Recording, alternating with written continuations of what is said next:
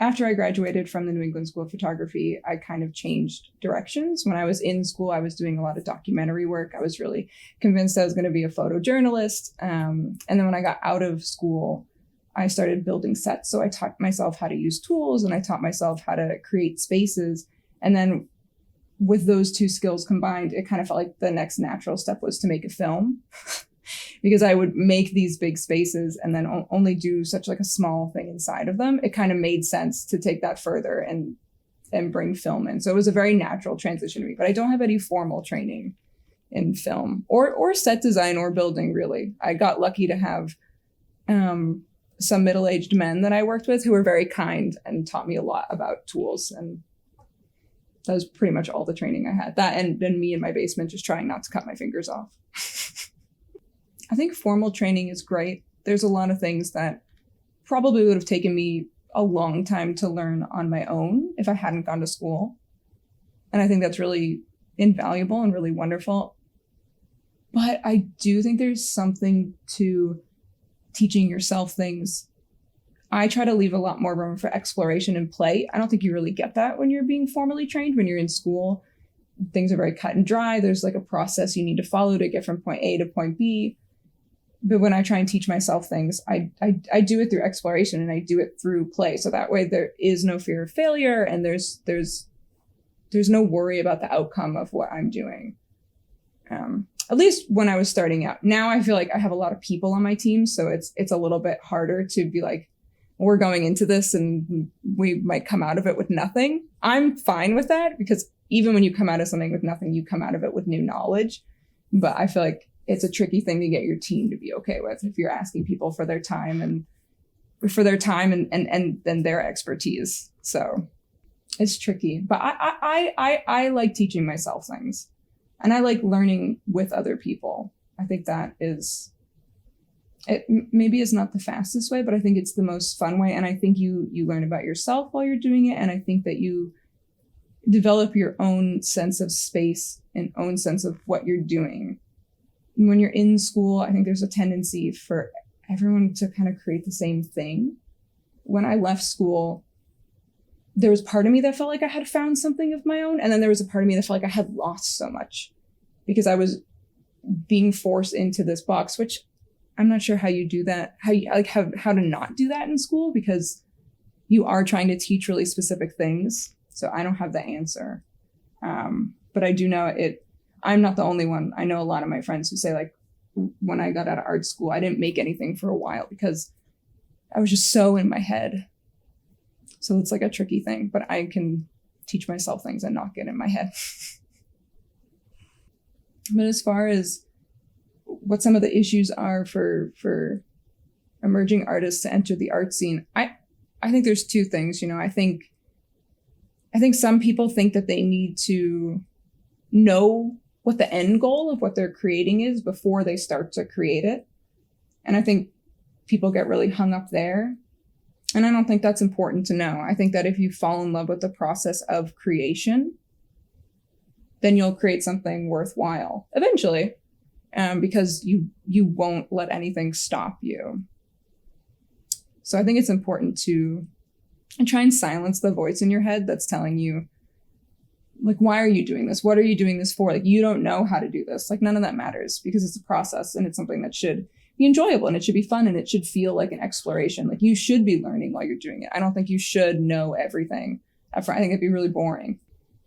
I used to work by myself all the time and I don't know how I did it. I worked by myself for the first time in a long time doing the Leica project. And I was like, this is insane. I am moving lights and I'm doing the camera and I'm lighting things. I'm designing things. I'm doing my makeup. I'm doing the wardrobe. I'm taking the picture. I'm modeling. I'm like putting the playlist on. I'm doing that. Like I did this for years all by myself. I don't know how I did it. I definitely prefer working in a collaborative space now because you can just get so much more done.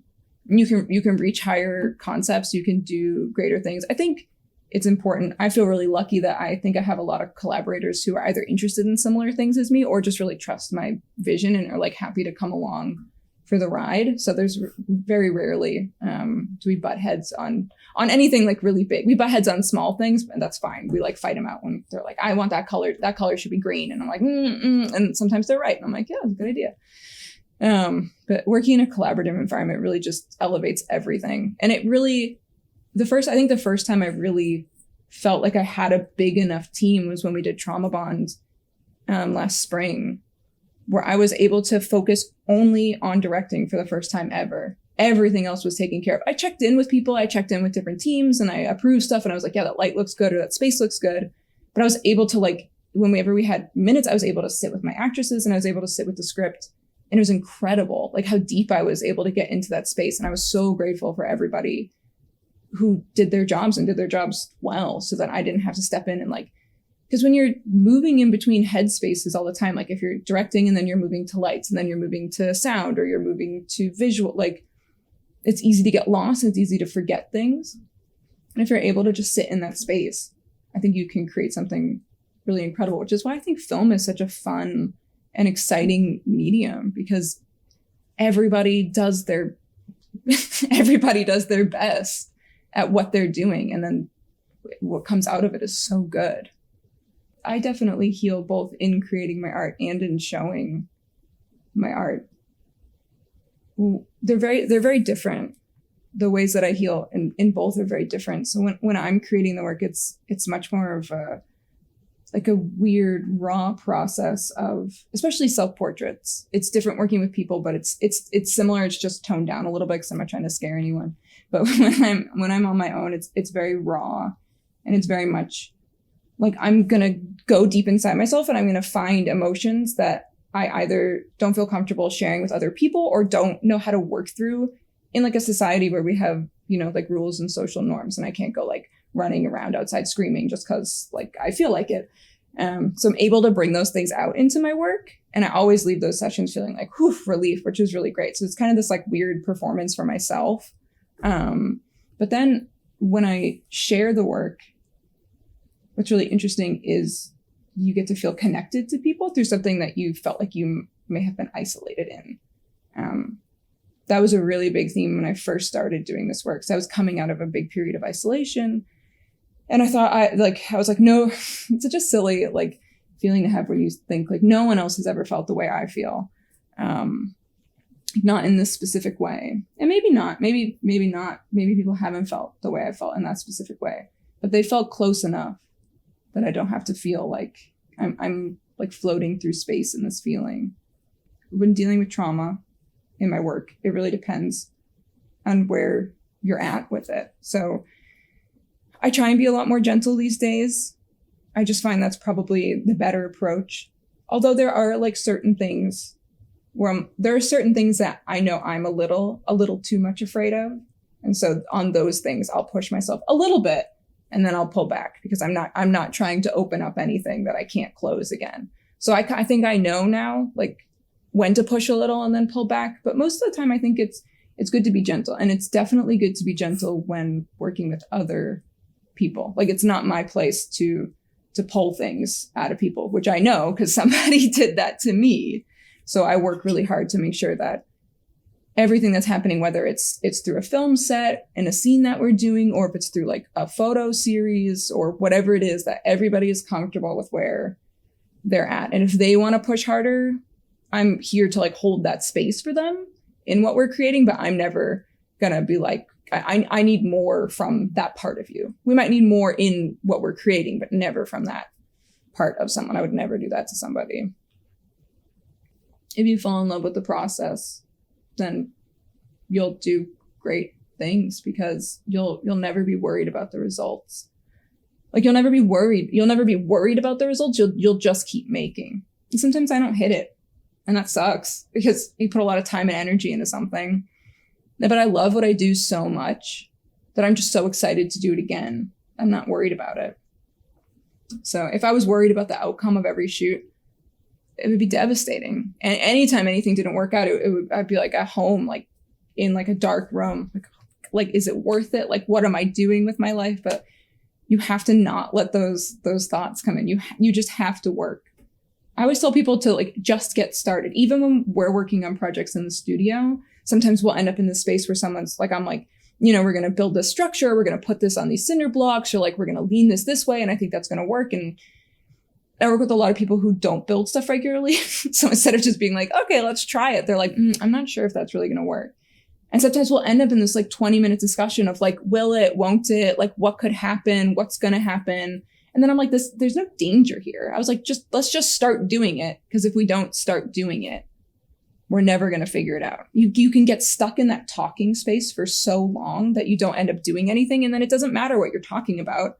You're saying all these things about art, but you're not doing anything. So I think if you do it, things kind of figure themselves out. Like I do a lot of handyman work on the side. That's how I make like money when photo stuff is slow. And so when I'm working on fixing things in people's houses, sometimes like you never know what you're going to run into. So sometimes you think you know what you're doing and you take a look at something, or you're halfway through a project and you're like, oh, I have no idea what to do now. And I can feel myself sink into this space where I'm about to start panicking, or I'm about to get really upset, or I'm about to get really overwhelmed, because you're thinking and you're looking at your tools and you don't know what to do. And then like 9 times out of 10, I'm like, just start working on it. I know you don't know what to do, but like just take something apart or just move something. Like 9 times out of 10, I figure it out. Because you just started working. If I just stood there and stared at it forever, I would end up just going home, and I never would have fixed it. And then I would be like, oh, I'm a terrible handyman and I'd never be able to fix anything. But you just start working. I think the body is made to work. And the more you work, the more you figure things out. I oftentimes find that art on the lower level can be more exciting. I think when you're not worried about how your art is going to be perceived, it gives you a little bit of freedom, and you're able to take risks that you otherwise might not, which isn't to say that higher art isn't exciting. There's a lot of really exciting art, but there's also a lot of art that feels like it's it's made for artists. And it almost feels like it's like a reproduction of a reproduction of a reproduction. Maybe I just don't get it, but it's just not exciting to me. And I think I really search for thrill. Like when I'm looking for art, I really want something to excite me, or to get me, or to like gut me or punch me. Like that's really what I want. And I find that happens in the independent scene a lot. There's also a lot of stuff that doesn't do that for me. But I think people, especially now, like people are really worried about like how they're going to make a living, or like creating content and trying to fit into like a brand image and things like that. Like I've always felt museums are such a cool space. Like I love going to the ICA, but then you get in the ICA and you can't touch anything. And that drives me crazy. Like I want art to be accessible and exciting and like tactile and immersive, and like a space where you can really bring your whole self into it. That's kind of like what I strive to create in my work, I guess, and the work that I like to see in the world. And I find it's hard to find that higher up. When you get higher up, there's a lot of like barriers, literally, between you and art. Like don't touch, don't like only look, don't touch, and leaving a space after looking sometimes. I'm like, so right now I'm editing Trauma Bond. It's taking forever.